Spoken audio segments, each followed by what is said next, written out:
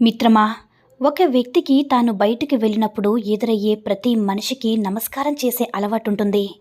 కానీ ఆయనకు ఎదురుపడే వ్యక్తుల్లో ఒకతను ఆయన హేళన చేయడం, తిట్టడం లాంటివి చేస్తూ ఉండేవాడు. ఇది చూడలేక ఆ వ్యక్తి, అతను మీ మంచితనాన్ని పట్టించుకోకుండా హేళన చేస్తున్నారు కదా, మీరు అతన్ని ఎందుకు పలకరిస్తున్నారు అని ఆయన్ని అడిగాడు. దానికి ఆయన ఏమన్నాడో తెలుసా మిత్రమా? అతను నా కోసం తన చెడ్డ అలవాటును వదులుకొనినప్పుడు అతని కోసం నేను నా మంచి అలవాటును ఎందుకు వదులుకోవాలి అని అన్నాడట. అర్థమైందా మిత్రమా?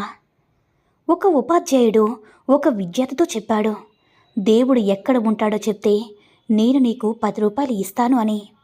ఆ విద్యార్థి ఉపాధ్యాయునితో చెప్పాడు, దేవుడు లేని చోటు చెప్తే నేను మీకు 1,00,000 రూపాయలు ఇస్తాను. ఇది జ్ఞానమంటే. ఇంతకంటే మనిషి సంపాదించాల్సిన గొప్ప జ్ఞానం ఏదీ లేదు కదా మిత్రమా. ఈ రోజుల్లో గోడకేసిన పిడకల్లా కాదు, గోడకు కొట్టిన బంతిలా ఉండాలి.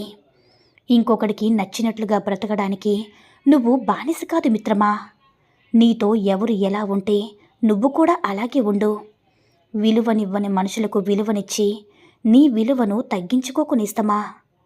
నువ్వు కావాలి అనుకున్న బంధాలు నువ్వు ఎలా ఉన్నా నీతోనే ఉంటాయి. అవసరాన్ని బట్టే మారే బంధాలు అనవసరంగానే దూరమవుతాయి నేస్తమా. మిత్రమా, జీవితంలో కొన్ని సందర్భాల్లో క్లిష్టమైన పరిస్థితులను ఎదుర్కోవాల్సి వస్తుంది. బ్రతుకు భారంగా అనిపిస్తుంది. ఏమీ చేయలేని పరిస్థితి వస్తుంది.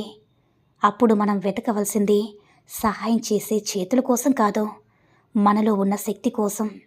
ఆ శక్తి పేరే ఆత్మవిశ్వాసం మిత్రమా. ఎప్పుడైతే ఆత్మవిశ్వాసం కోల్పోతావో జీవితాన్ని కోల్పోయినట్టే. ఒకటి గుర్తించుకో మిత్రమా, నిజాయితీగా ఉండు కానీ నిశ్శబ్దంగా ఉండిపోకు. మౌనంగా ఉండు కానీ మాట పడకో. విలువలేని చోట నోరు విప్పకో.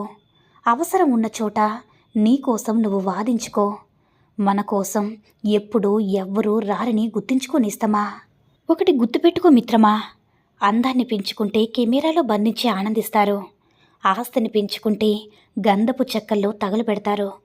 పేరును సంపాదించుకుంటే సన్మాన పత్రాల్లో సత్కరిస్తారు. హోదాని పెంచుకుంటే హోల్డింగ్ బోర్డులో నిలబడతారు. అదే వ్యక్తిత్వాన్ని పెంచుకుంటే జనం గుండెల్లో గుడి కట్టి పూజిస్తారు. కాదంటావా నేస్తమా? అలలు తగ్గాక స్నానం చేద్దాం అనుకున్నాడట ఒక అతను సముద్రాన్ని చూస్తూ. బాధ్యతలు తీరిపోయాక జ్ఞానం సంపాదించుకున్నామన్నాడట ఇంకొతను. వాడు ఎప్పటికీ స్నానం చేయలేడు. వీడికి ఎప్పటికీ కూడా జ్ఞానం రాదు. అర్థమైందా నేస్తమా? ఒక్క విషయం గుర్తించుకో మిత్రమా, రాలిపోయిన ఆకులపై కాస్త మర్యాదగా నడవండి. ఒకప్పుడు అవి కూడా మీకు నీడనిచ్చాయని మరవకండి. గతంలో మీకు సహాయపడిన వారు ప్రస్తుతం మీకు సహాయపడే స్థితిలో లేనప్పటికీ వారి పట్ల కృతజ్ఞత ఎప్పుడు కూడా మరవకండి నేస్తమా.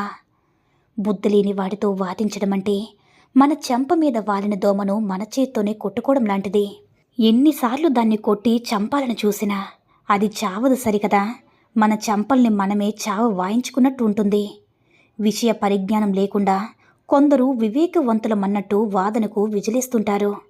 అలాంటి వారితో వాదనకు దిగడం కంటే వీలైనంత దూరంగా ఉండడమే మంచిది నేస్తమా. మనకు కావాల్సింది దక్కించుకోవడానికి ఎదుటివారిని చెడ్డవారిని చేయడం, మన సంతోషం కోసం ఎదుటివారిని బాధపెట్టి దానిని ఇంకొకరిని కారణం చేయడం, ఈ రెండు ఈ క్షణం నీకు ఎంతో సంతోషాన్ని ఇవ్వచ్చు మిత్రమా. కానీ అవి రేపటికి నీ పతనానికి నువ్వు వేసుకుంటున్న పునాదులేని నీకు తెలిసే రోజు ఒకటి వస్తుందని మర్చిపోవద్దు. అర్థమైందనేస్తమా? గెలుపు నీడలాంటిది. ఆగి పట్టుకోవాలని ప్రయత్నం చేయొద్దు. ఆగకుండా నీ దారిన నువ్వు నడువు నేస్తమా. అది నిన్ను అనుసరిస్తుంది. ఒక్క విషయం నువ్వు గుర్తుంచుకోవాలి, వెలుతురనే సత్యం వైపు నడిస్తేనే గెలుపు నీడ నీ వెంట వస్తుంది. ప్రతిదీ పరిగెత్తి చేయనవసరం లేదు. జీవితంలో పరుగు నాపి నిదానం అలవాటు చేసుకొనేస్తమా. పరిగెత్తే కుందేలు బతికేది 10 సంవత్సరాలే. నిదానంగా సాగే తాబేల ఆయుష్ మాత్రం 100 ఏళ్ళు. అందం నడవడికలో ఉంటుంది కానీ ఆడంబరంలో కాదు కదా మిత్రమా. సత్యం, ప్రేమ ఎక్కడుంటాయో అక్కడ శాంతి తప్పకుండా ఉంటుంది నేస్తమా. ఈ లోకం ఎప్పుడైనా సరే మంచివాణ్ణి ఎప్పుడూ మంచివాడని అనదు.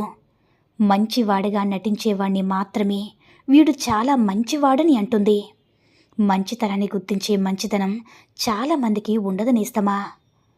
మగవాడు ఆడదాని శరీరాన్ని తాకి ఆనందపడతారు, కానీ ఆడవాళ్ళు మాత్రం మగవాళ్ళకి శరీరాన్నిచ్చి ఆనందపడతారు.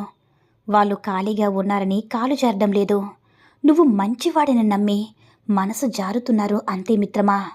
కాబట్టి నీ మగతనం మంచం మీద కాకుండా వాళ్ళని మంచిగా చూసుకోవడం మీద చూపిస్తే అప్పుడు వాళ్ళే అంటారు నువ్వు మగాడ్రా బుజ్జి అని. అర్థమైందనుకుంటా మిత్రమా. అర్థం లేని అనుమానాలు పెంచుకునేవారిని, అకారణంగా అలిగేవారిని ఒప్పించి మెప్పించి బ్రతిమలాడే తీరిక ఓపిక చాలామందికి ఉండవు. నువ్వేంటో తెలిసిన వాళ్ళు నిన్ను అవమానించరు, అనుమానించరు. నిన్ను అర్థం చేసుకునే వారు ఎప్పుడు కూడా నీ వాళ్ళు కారేరని గుర్తించుకొనేస్తమా. పక్క వాళ్ళ జీవితంలోకి తొంగు చూసి 10 తప్పులు వెతికేవాళ్ళు వాళ్ళ జీవితంలో 100 తప్పులు ఉన్నాయనే విషయాన్ని గాలికి వదిలేస్తారు. అర్థమైందనేస్తమా. ఒకరి నీడలో ఎదగాలని అనుకోకు. కష్టమైనా సరే సొంతంగా ఎదగడం అలవాటు చేసుకో. ఒకటి గుర్తుపెట్టుకొనేస్తమా, నీడలో మొక్కలే ఎదగలేవు, మనుషుల మనమెంత. అసూయతో బ్రతికేవాడికి సరైన నిద్ర ఉండదు, అహంకారంతో బ్రతికేవాడికి సరైన మిత్రులు ఉండరు, అనుమానంతో బ్రతికేవారికి సరైన జీవితమే ఉండదు నేస్తమా. ఉన్నది ఉన్నట్లు చెప్పే వాళ్ళని దూరం చేసుకుంటాం, కానీ లేనిది ఉన్నట్లుగా చెప్పే వాళ్ళని తేలిగ్గా నమ్మేస్తాము. మనం నిజం తెలుసుకునే లోపే నిజాయితీగా ప్రేమించిన వాళ్ళను దూరం చేసుకుంటాం కదా నేస్తమా.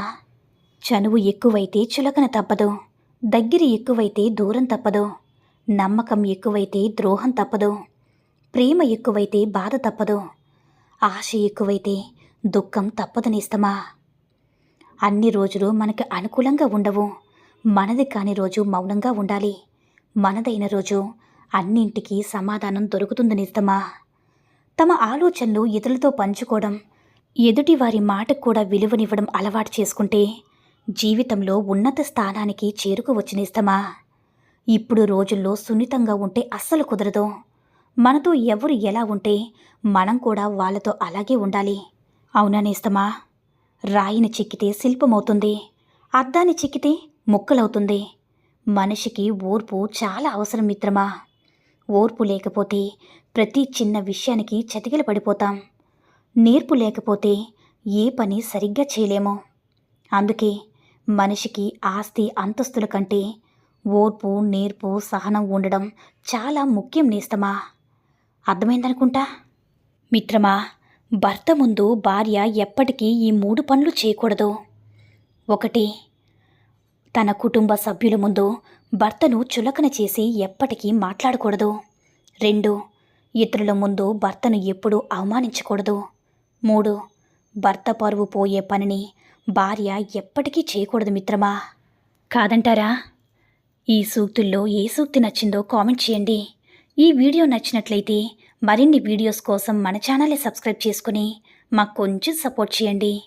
ధన్యవాదములు.